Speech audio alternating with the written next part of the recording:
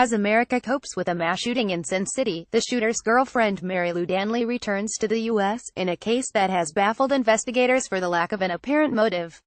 Flowers are placed near the scene of a mass shooting at a music festival near the Mandalay Bay Resort and Casino in remembrance of the victims lost and those hurt by the massacre.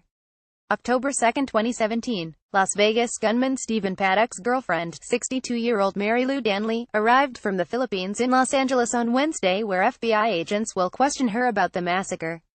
Australian citizen Danley, who U.S. authorities have described as a person of interest in the investigation, left Manila, Philippines on Tuesday. She had arrived in Manila on September 15, flew to Hong Kong on the 22nd and returned to the Philippines on the 25th. The police official in Manila said Danley's trip back to the United States was coordinated with FBI authorities and that she was returning to clear her name of any involvement in the deadly mass shooting. The U.S. source said Danley was not under arrest, but that the FBI hoped she would consent to be interviewed voluntarily. U.S. authorities are eager to question Danley about whether Paddock encouraged her to leave the country before going on his rampage.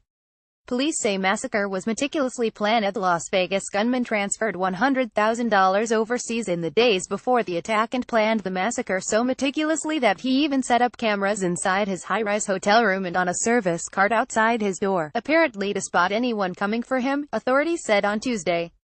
Meanwhile, investigators are taking a harder look at the shooter's girlfriend and what she might have known about the attack, with the sheriff Joseph Lombardo naming her a person of interest. Authorities are trying to determine why Paddock killed 59 people at a country music festival in the deadliest mass shooting in modern U.S. history.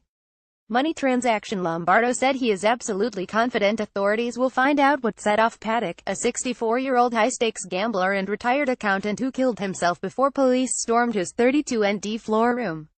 Investigators are also examining a $100,000 wire transfer that Paddock sent to an account in the Philippines that appeared to be intended for Danley, a senior U.S. Homeland Security official said on Tuesday.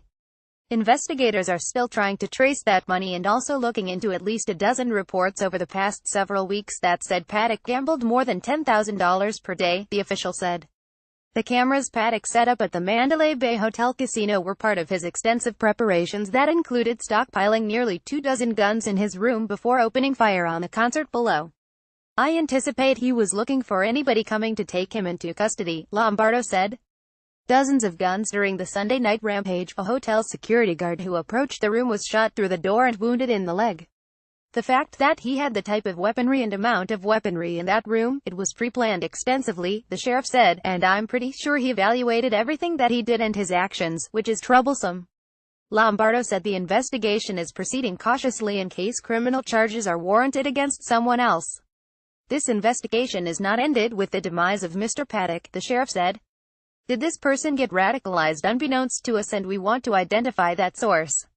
In addition to the cameras, investigators found a computer and 23 guns with him at the hotel, along with bump stock devices that can enable a rifle to fire continuously, like an automatic weapon, authorities said.